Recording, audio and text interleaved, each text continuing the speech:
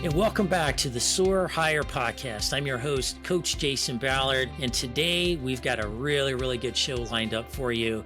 You ever wondered what it takes to achieve more? People have dreams, they have hopes, they have desires, they have things that are important to them in their personal and professional lives, and they sometimes struggle. When you look in the mirror today, are you personally struggling with how to get through your day, cut through the noise, cut through all the things that surround you in your busy life, and wondering what does it take to achieve more, to break through, to be operating on another level personally and or professionally. And so today we're going to be talking about that and hopefully answering some of those questions to help you kind of break through your mental fog, break through your norms or your comfort zones or whatever you may be in today, to help you figure out how to move that forward. And there's many ways to do that. But we have a very special guest that's going to navigate us through that today. Today we have Lisa Seal from BELAY Solutions with us today. Lisa is the Chief Revenue Officer at BELAY. She's responsible for all of their revenue generation. They have multiple forms for which they do that. And their goal, their mission in life is to help people be more successful in their lives, personally and professionally. They help people through a number of their services, everything from financial to staffing and recruiting and making sure they find the right fit for you in your particular business and your needs, to virtual assistants and et cetera. Lisa has a long and distinguished career that has led her to be the Chief Revenue Officer in her company, doing some really amazing things. They have grown exponentially over the years, and she is an expert at helping people achieve more for themselves and be more successful. So, Lisa, welcome to the show. Thank you. Thank you for having me. I'm very grateful. Awesome. Lisa, just start off by introducing yourself to the audience and talking about a little about you, your background, and BELAY. Sure. Yeah. So I have a long career of sales and sales leadership in multiple different industries. Ultimately, I just felt the call to provide what people need. I think that's probably the best way to say it. Make sure that people are educated to know that there are services that are out there that can help whatever their pain point is. And so it's just been a calling for me that that I have taken very seriously, and I've really enjoyed it. I started with BELAY in 2014 and have really grown with the organization, grew up through the organization, if you will. I worked in the CR side, I worked on the sales side, and now, of course, I lead the two departments.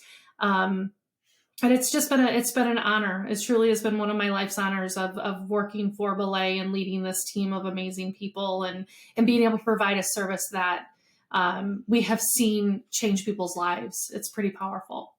Yeah. Well, real quick, you got an interesting background. Grew up in a construction trades oriented family.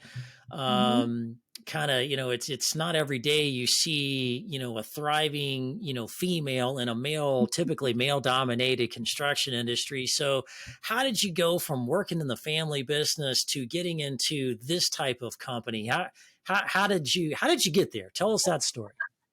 Yeah, so I was in construction for 10 years, sales and design, and I loved it. It was like you said, I grew up in it, and it was very just a natural place for me to be. I learned very quickly that I could talk to the homeowners in this case, but very easily, and I was intrigued by their corporate worlds that I did not have. And then I got married and had my kids and decided to stay home for a few years raising my children. And when round two of my career came back around, the economy really didn't justify going back into the residential construction space. people are just not investing in their own homes at that time. And I found myself stumbling upon Belay really because they had a work from home option. And I understood sales and I understood client relations. And it didn't really matter what it was that we sold. It was more about that I could serve well and sell well. And so, and I wanted to work from home. And so it was a really uh, unique offering back in 2014. There were not a lot of work from home opportunities that were legit. So I feel very lucky that I was able to find Belay at the time. Wow, what a great story. And it's just interesting how life will navigate you, into places you may never have thought of, that opens up doors, that opens up more doors. So Yeah. that's really, really cool. Well, Mhm. you certainly have got a successful background for sure. Talk to us a little bit about belay. What is belay? What is that term? Yeah. What is this name? What So is this? what is belay? Okay, belay is a mountain climbing term, which is used. You have a belayer that assists you in your climb. So they're the person on the ground with the rope attached to the carabiner as somebody's climbing up a mountain. They're the ones supporting you so that you can keep climbing higher. Our founder was a mountain climber, and so he thought that term defined really what we offer, which I agree. We help our clients climb higher. So we're the belayers.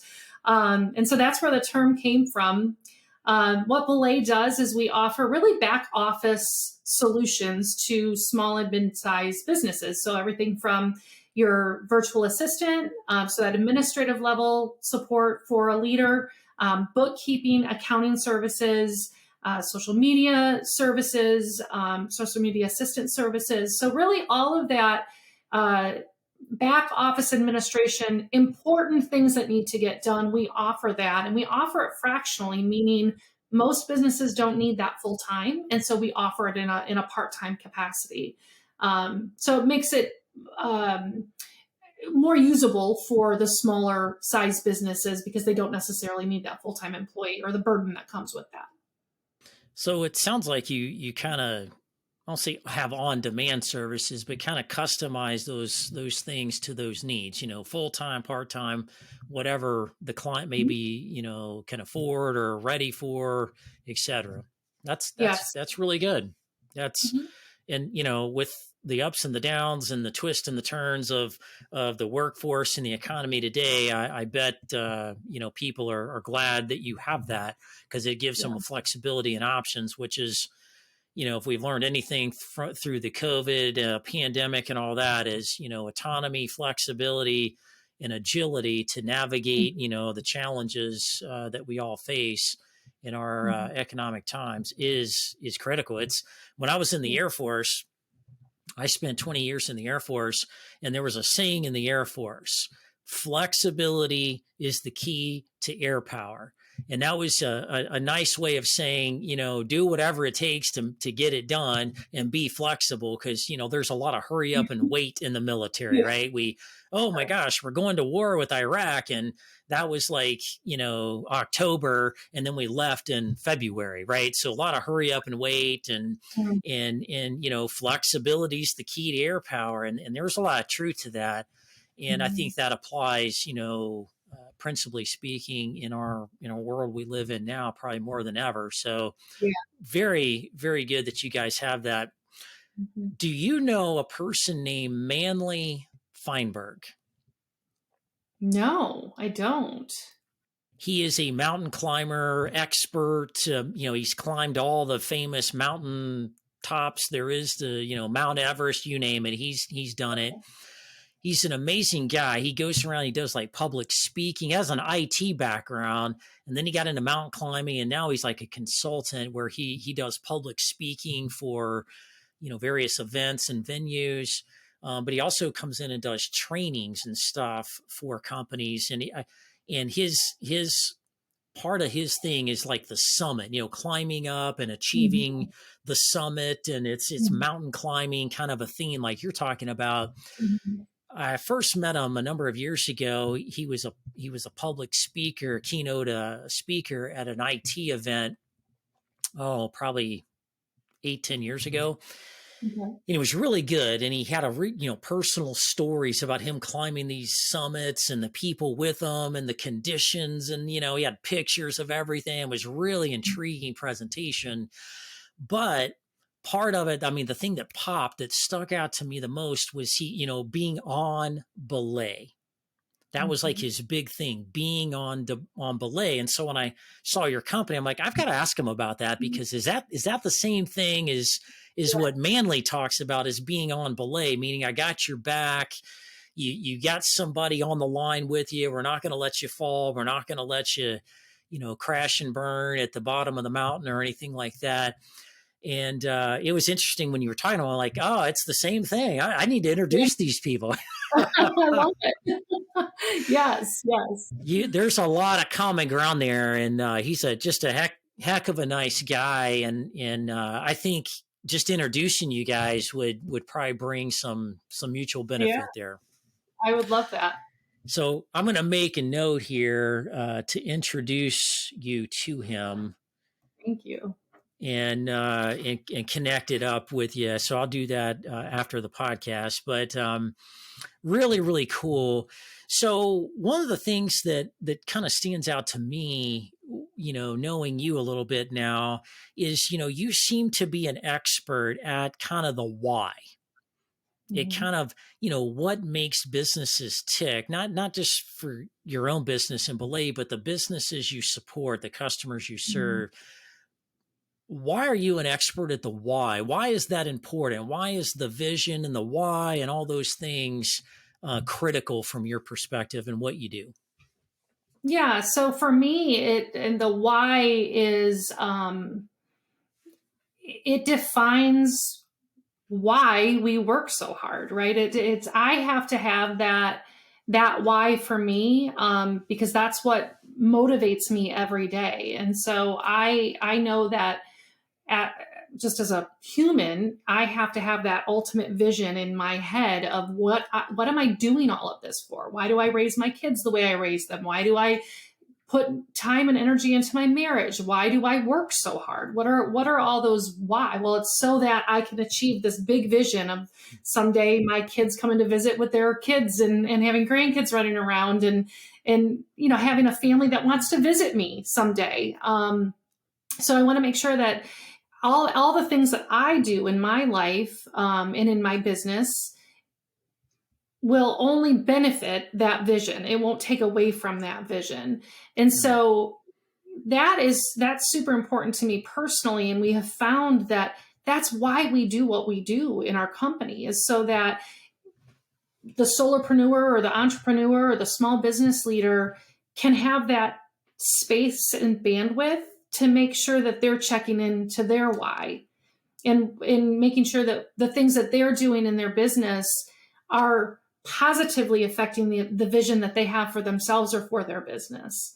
Or are they Yeah. actually making decisions that are actually hurting them in the long run? They might think it's the right decision in the moment, but how does that affect your ultimate goal? And looking at it long term and making sure that they're truly honoring their why and not losing focus on that. Yeah. Really, really powerful. Something that I've seen quite often, I want to get your opinion on it. When you ask questions about the why and the vision and, those kind of things, a lot of people don't know. They can't clearly articulate that. And it boils Mhm. down to one thing. They really lack clarity. They're in their business, they're doing their career thing, and they're, Mhm. working hard and they're busy and all their days taken up with meetings and running around and talking to people and wheeling and dealing and whatever they do. Mhm. But at the end of the day, what is it all for? Why are we doing this? Is it to make money? Is it to, hand your Mhm. kids a big fat, Right. successful company, make millions of dollars? Is it so you can go on more trips to Mhm. Hawaii? I mean, why Right. is this really important to you? And I don't know about you. Tell me, are you, when you talk to clients that are in need of your services, um, do they typically have the clarity they should have?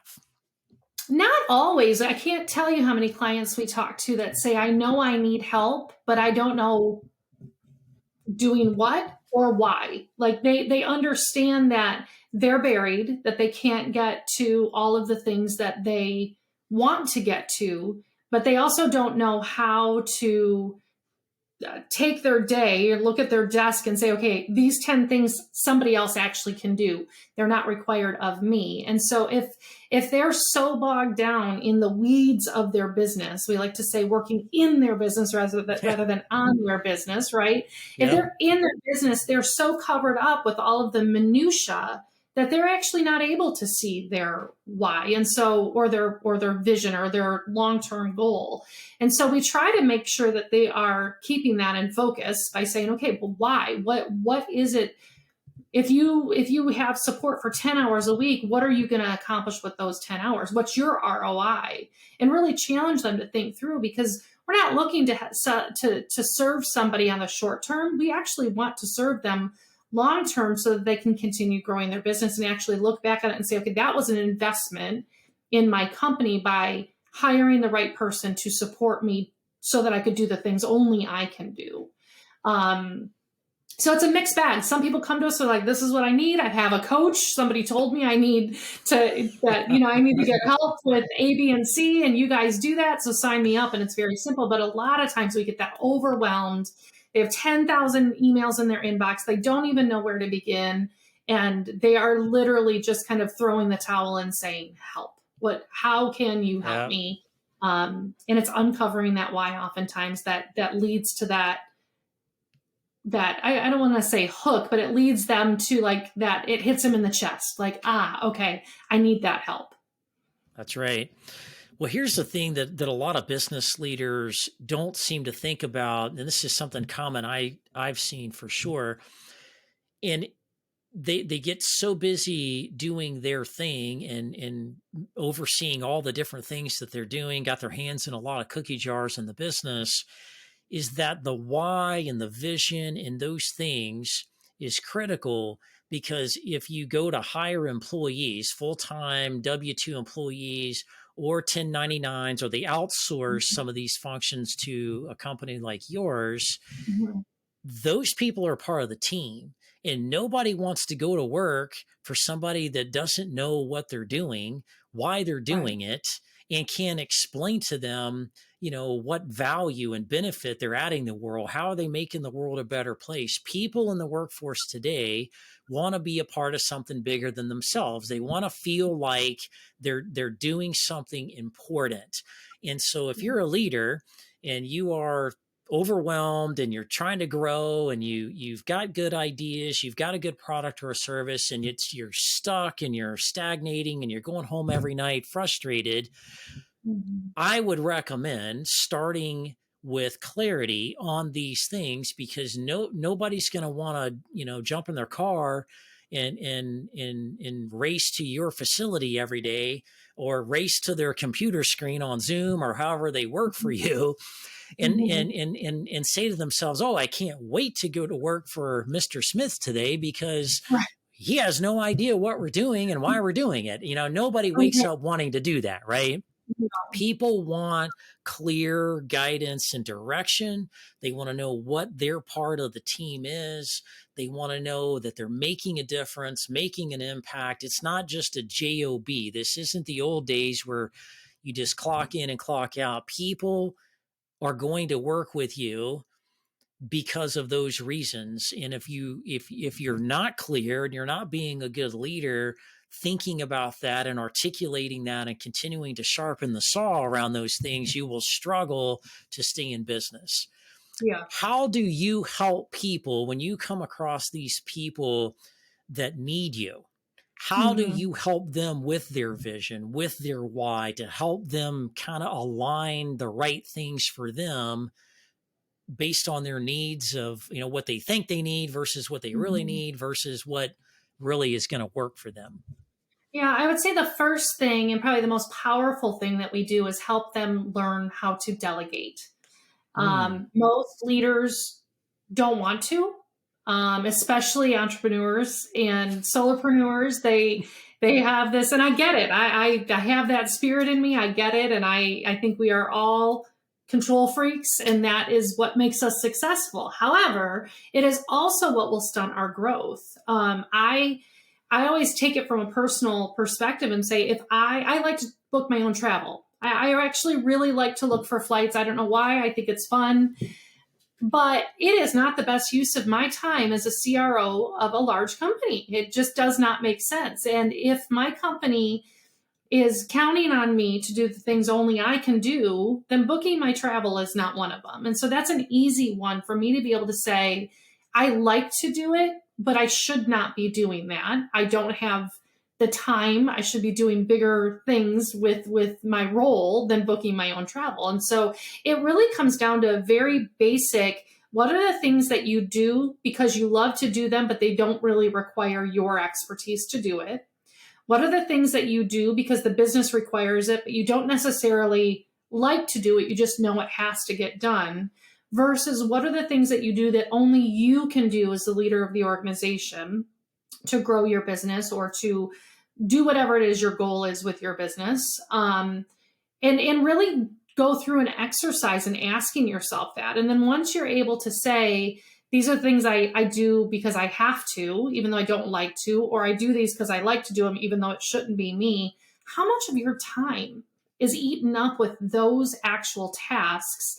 And start putting a calculator to it. How much is your time worth? If you don't know how much your time is worth, you need to answer that question first, and Yep. then multiply it out by the time it takes to do all these random tasks that really hiring the right person would allow for you to then take that off your plate and go do only the things that you can do in your business. Most business people, leaders, didn't go into business to do the administrative part of the job, right? And so let's get you back to why you started your business.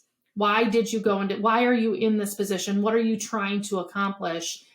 Doing your own expenses, doing your own travel, answering your own emails, booking your own appointments is not on that list. And that doesn't matter what business or industry you're in. It applies to any leader, any owner, any entrepreneur. Yeah. Well, that's really, really good. I always tell people, this is something I learned in the military from a particular general I worked for at one time. If you have the authority and nobody else does have the authority, then only you can do it. You can't. So the things that you can't delegate, you keep. Everything else that you have to do in the organization that doesn't physically require you and only you to do it, Mm-hmm. delegate it. That's right. Yeah. Delegate it. Mm-hmm. And that was a powerful lesson that I learned. And it's something that I when I coach people, I it's part of the kind of the delegation coaching and Mm-hmm. training that I kind of bake into it, because people are like, well, give me an example. I'm like, okay, so payroll. Mm-hmm. If payroll comes around every 2 weeks, you've got to sign off on it in the system to make sure that everything's approved, so that the payroll company knows what to pay your employees that are maybe salaried or hourly or however you're paying them. And Mm-hmm. so if you are the approving authority, then only you can do that. You can't delegate that to other people. You could, but do they have the authority to do that? Right. Is it kind of ethical for them to do that? Are you putting them in a tough situation to do that, right? Mm-hmm. So only the things that you can do, you need to do, and everything else needs to be delegated. And people are like, well, how do I do that? So when people ask you that, what do you say? Okay, uh, sounds great. What do I do? Yeah, yeah. So, I mean, for us, obviously, it comes down to what we offer is our services. So virtual assistant is the first and most natural um, place that you can delegate. My assistant does so much for me that it allows for me to truly be a strategic partner in our company versus before I had an assistant, I had to do everything.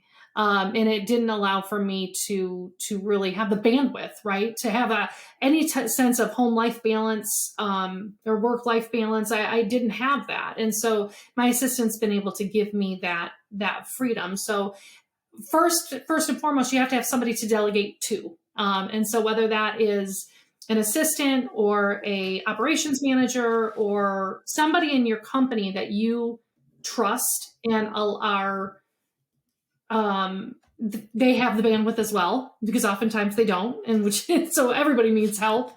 And so yeah, it's just determining who you can delegate those things to, and are they trusted. In our industry or in our business, we serve a lot of church and nonprofit organizations, and those organizations rely a lot on volunteers. Hmm. Similarly, our solopreneurs oftentimes rely on a family member. So really a volunteer, right? So whether that's their wife is doing their books or their mom is doing their books, or a volunteer comes in and does their books, or helps the executive director with their inbox and their calendar, it's volunteer. And so a couple of things that we've seen happen with that. One, volunteers are not the most reliable source of help because they can come and go as they please. And two, they're very close knit to your organization because they're part of that community. That's why they're volunteering their time. And so they're not necessarily always the right person to delegate to, because now they're privy to the insides of the operations of that organization. And so it makes sense to us, whether it's for-profit or nonprofit, that you have somebody who's has a little anonymity to themselves by being a remote worker and not being so up in the business, that they have kind of a 30,000 foot view, because they're not in the day-to-day dynamic of somebody's office space. Yeah, really good. Great example too. When I think of like delegation kind of at a high level, I think of E-Myth Revisited by Michael Gerber. It's a book he published a number of years ago, and it breaks down kind of the E in E-Myth stands for entrepreneur, right? And he breaks down the book in three different categories of a business, right? There's the entrepreneur leader level. Those people are focused on the future and the vision and where are we going, and where's the market opportunities, opportunistic kind of, leaning forward, looking into the future and what's next and what mountain to climb, after this one, and that kind of spirit.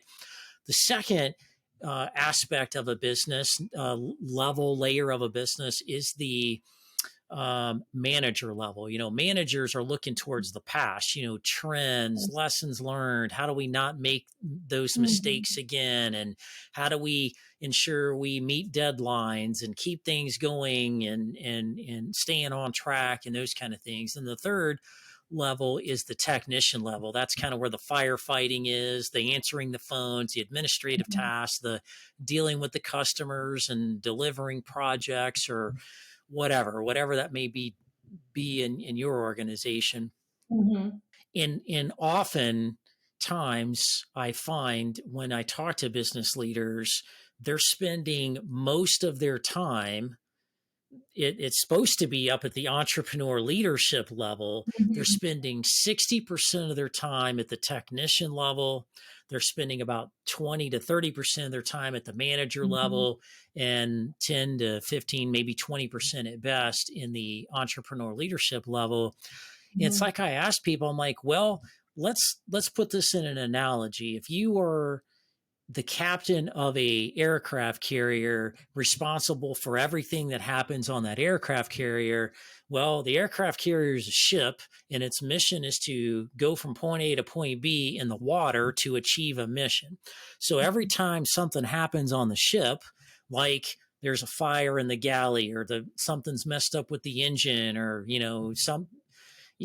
something doesn't work right on the ship, and every time the captain gets called by the crew to go take a look at whatever that situation is, who the heck's driving the ship every time you get called into that, right? Who's driving the ship when day-to-day stuff is going on that's maybe going well or not so well, who's Mhm. driving the ship? Somebody's always got to be driving the ship, or you're going Mhm. to run into something, right? You're going to crash, you're going to get Yep. off course, bad things are going to happen if Mhm. somebody's not constantly driving the ship.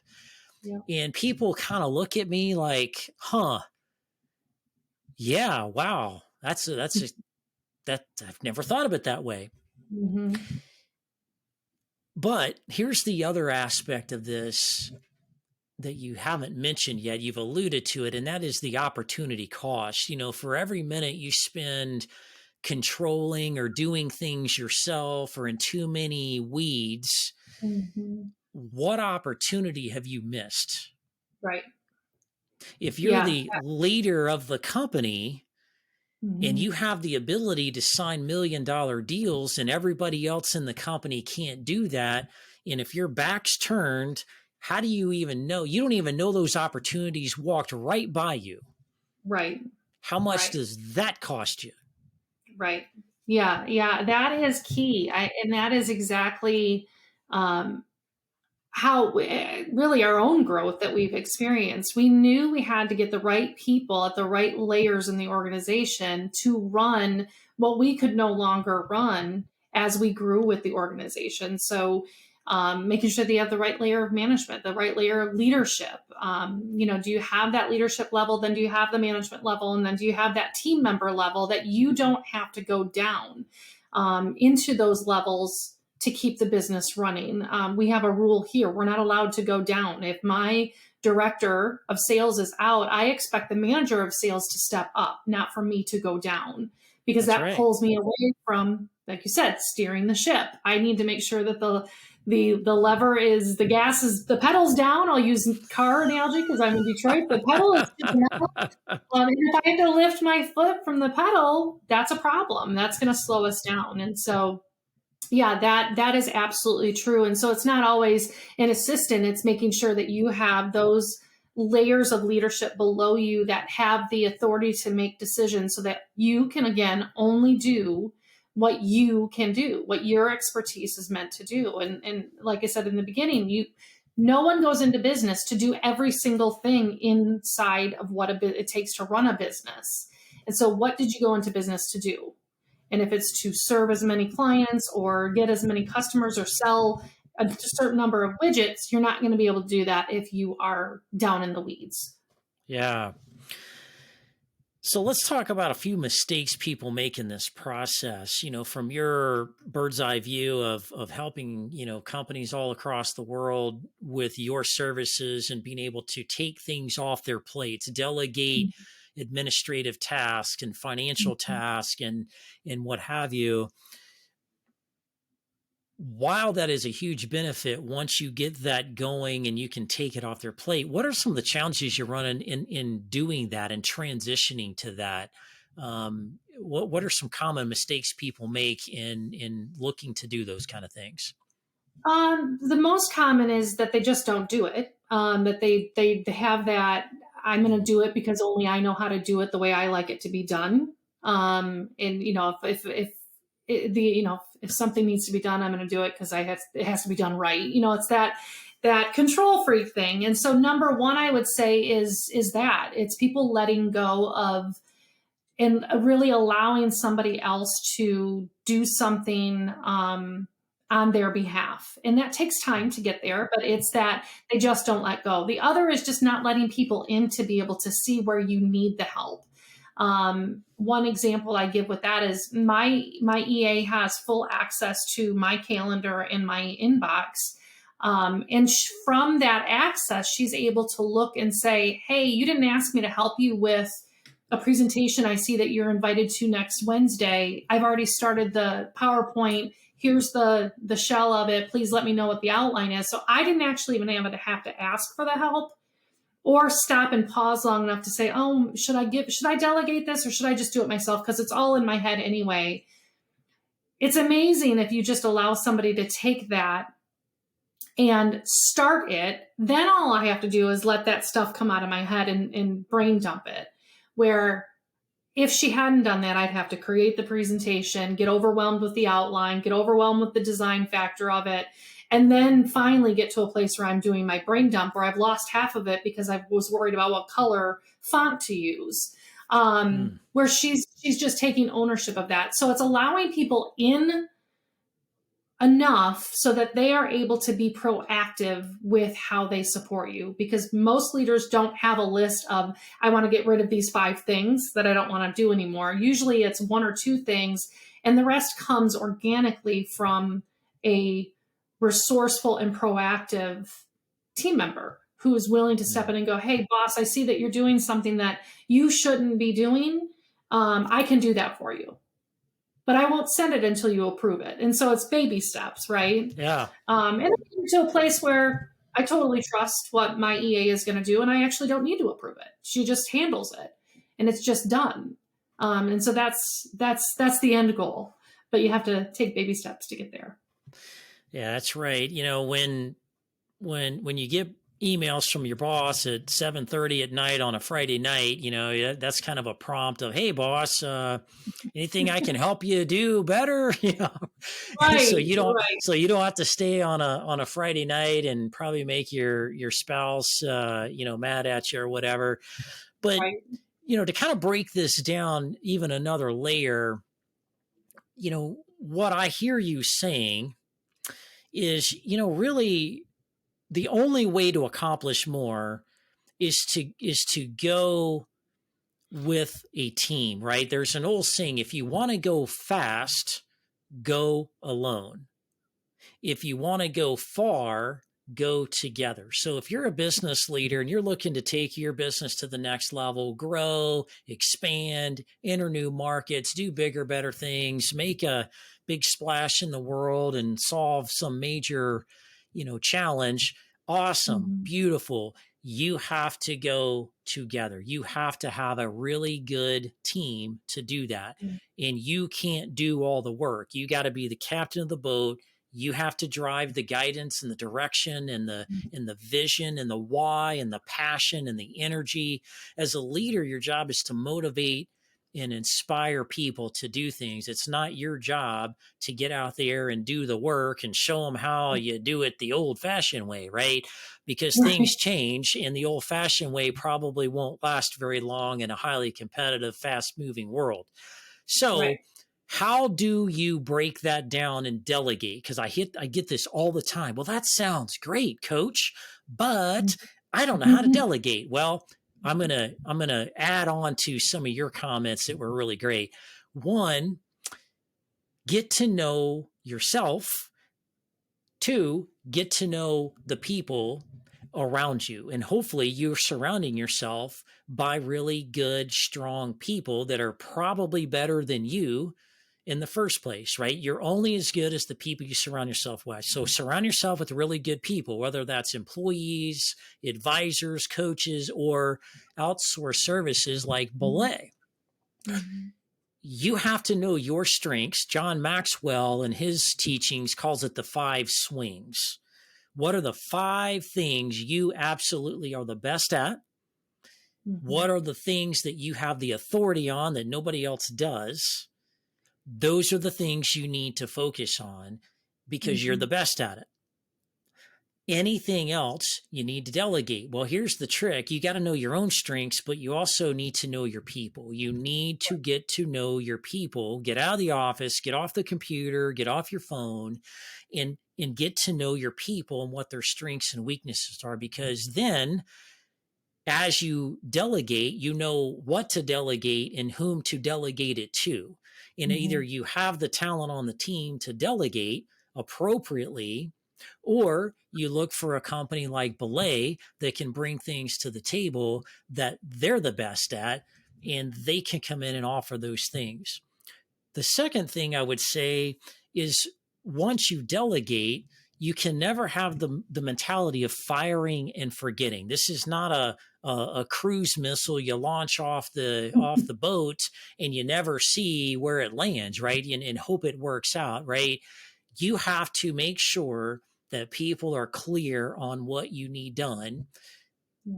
to the point where they have ownership. They need, they're trained, they're comfortable, they're confident, and they look at you and they give you the thumbs up, say, okay, got it, boss. It's mine Mhm. now. Right. The third thing is communicating and following up. People will not be passionate about something if they don't think you care. And if you Right. just delegate 5 million things to them every day, everything's a priority, and then you never communicate and follow up and check in on them and making sure they have all the things they need, they're not going to be excited about that. They're going to run away Right. from that.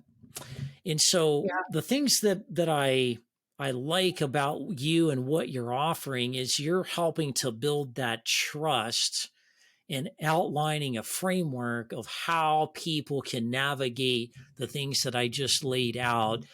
Mhm. When you're able to do that, how does that change the game for you and your clients? Yeah, that's the success part that we see. I mean, that's our why. That piece of it, when we get to where a client, we had a client recently say that we helped him lose, I think it was 60 pounds. And I'm like, oh, there's a great thing to put in marketing. Hire Belay and you can lose 60 pounds. But his point was that he was not able to put any time and energy into his health. And so he was not going to the gym. He wasn't meal Mm, prepping. He wasn't taking the time to eat a healthy lunch and step away because he was doing everything. And so his assistant stepping in and really taking ownership of things that he did not need to be involved in, and trusting her to do those things, which you alluded to. Like, if they you have to be able to let go, and you also have to be willing to train and get them to the speed at which you need them to be. But his claim was that it allowed him to go to the gym and spend more time preparing his lunches and all the things. He wasn't just so frantic all the time. He went on his first family vacation and his kids were 10 and 12 years old. I mean, these mm, are truly life-changing things that we've seen just by delegating 10 or 15 hours a week worth of work to somebody else. It really has been life-changing for our clients. And so we tell stories. We have all these case studies to help that brand new client coming in who's still underwater and still feeling completely overwhelmed. Like, this you can be you as well. And whether that's losing weight or making sure you don't miss your kid's sport or play or whatever it may be that you feel like you're running in late to, or always that frantic, still on the phone and missing out the details.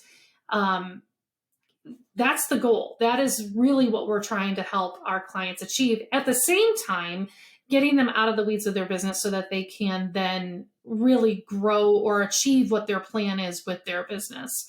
And so it's just putting a mirror in front of them. I mean, honestly, it's really slowing them down long enough to say, pause. What are you doing today that is not helping you grow your business or achieve the things that you want to achieve because you're down in the weeds?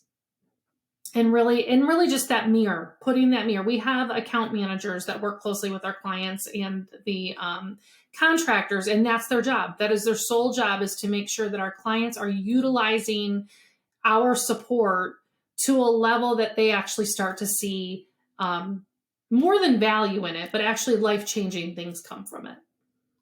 wow, what a great story. And it's so powerful to be able to see the things that you do and the impact they can really make on somebody. I remember my first year of coaching, um, about 3 months into coaching this particular gentleman. He was in the construction industry, ironically. Mhm. I get a text from him. Hey, can we meet for coffee on Friday? Sure. Let's meet up at Starbucks. So we met up and his spouse is there. Never Mm. met the spouse, never talked to the spouse, but the spouse was there. And I thought, oh, okay, this will be interesting. And we had a little bit of light chatter and introduction to the spouse and just kind of joking around and getting our drinks and sitting there. And after about 5 minutes, my client at the time, he shut, I say shut down. He kind of stopped talking. He just, and she sat up in the seat and she leaned into me sitting across the table. And she's like, you're probably wanting to know why we asked you here, kind of an out of hoc kind of a get together, and why I'm here. And I was like, well, I just thought I had, my charm just attracted more, for people who want to be around me. And I kind of made a joke about it, and she's laughing. She's like, well, that could be true, but I really wanted to see you and meet you myself and say thank you. And I'm like, for what? The next thing that came out of her mouth, I about sunk in my chair. I didn't know what to think. I was like, she's like, you saved our marriage. Wow. And I'm like, I felt like I was on pause for like 5 minutes. I was like, I didn't know what to say. And I'm like, and I, my normal self, I kind of joked around like, oh no, your marriage was always great. I'm just here helping him in his business. He's like, no, she cut me off. She's like, nope, you do not get it. We were on the brink of divorce. And I told him if he didn't get his crap together and started coming home on time and going to the kids' games and being an engaged dad and husband and quit, working in his business 24/7 because it was struggling, this isn't the lifestyle we signed up for. We're not doing it. Yeah. And he was at wit's end until you came in. And, we've been working together a few months, got organized, got the clarity, put a plan together, and, all that kind of stuff we normally do. But just sometimes basic things can change somebody's life. And I think what you guys are doing is life changing. I mean, somebody that's lost 60 pounds and is, able to live life, sometimes you kind of stop in this busy world and you ask yourself, am I working to live or am I living to work? Right. Those lines Yeah. blur sometimes, right? Yeah. And I think that's why I think, the whole, what is your vision? I mean, obviously the story that you just told, he lost track of what their vision, his personal vision was. Certainly it wasn't to run a successful business and not have a family around him, right? I mean, the Right. goal is probably run a successful business so I can retire someday and be able to care for my family financially and have them all around me still. And so I think that as busy leaders, especially entrepreneurs seem to be the ones, right? The control freaks in us, that it is so hard and it almost becomes I've said this about myself, so I'm going to say it. It almost becomes an obsession. It's that competitive gene that we have, that I have to succeed. I have to succeed, but at the cost of what? Is Right. that success? I mean, if that story hadn't ended with your help, the way you provided that, that gentleman could have ended up divorced as a part-time dad. And for what? For his business that is not going to keep him warm at night? I mean, that's, so I think that when we lose sight of what we are doing on this earth for our families and the decisions that we made, are we honoring them every day in what we do? And I think that if you slow down long enough to ask yourself that, it's super easy then at that point to go, okay, no, I don't need to be the one that does these 20 things that need to be done daily. And you know what? There's probably 20 more that I could delegate to somebody, to allow for me to have a little bit more freedom in my life so that I can Yeah, be a good mom, a good dad, and a good spouse, and whatever that is means to you. that's right. Well, Lisa, as we kind of wrap up on this episode today, what if you're out there listening to this podcast and this some of the things we're talking about resonates, it kind of pushes a button in you, and it strikes a chord to the point of you thinking about how to do some things differently. Lisa, what are some of those warning signs that people need to be aware of? What are some of those feelings, emotions? What kind of things are going on with people that Mhm.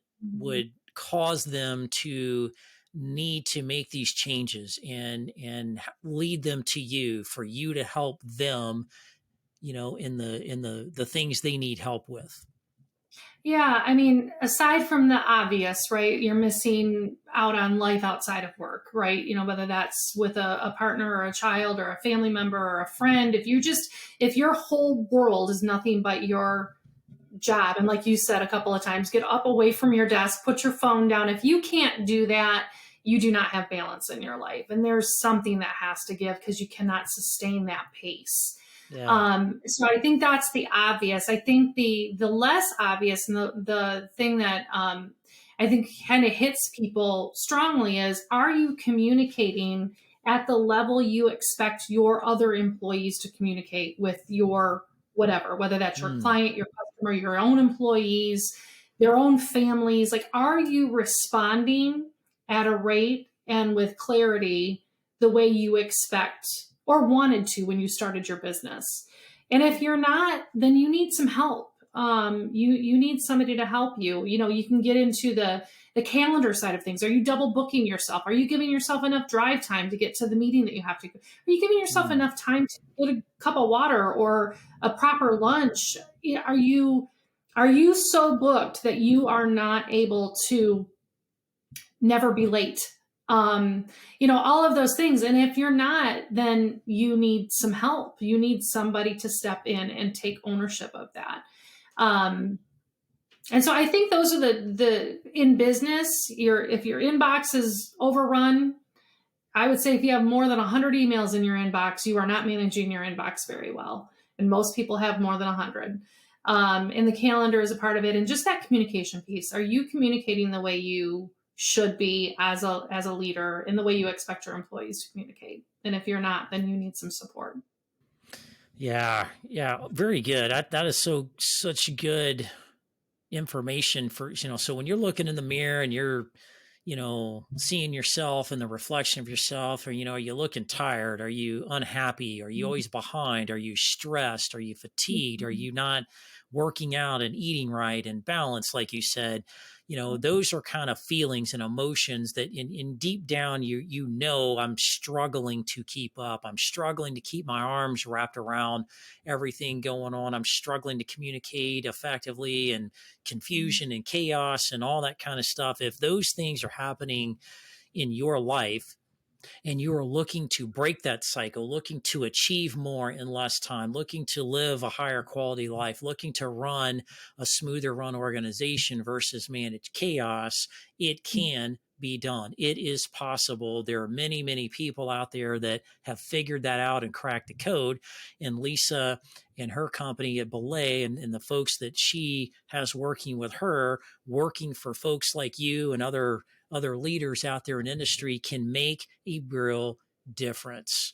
And so Mhm. it just takes putting your pride aside, your ego aside. It's not about you, it's for the greater good of everything in the world that we live in. And so reach out to Lisa, ask for help. And it's out there. We're waiting and willing. There's coaches, consultants, there's Mhm. people out there that can solve any problem you have. You just have to think bigger and give yourself permission to allow people in to help you in the ways that you need help, so you can be the best that you can be and achieve whatever you define as success for you. So Lisa, I'm excited. I'm, motivated by this podcast. I'm ready to reach out to Lisa and the folks in Belay.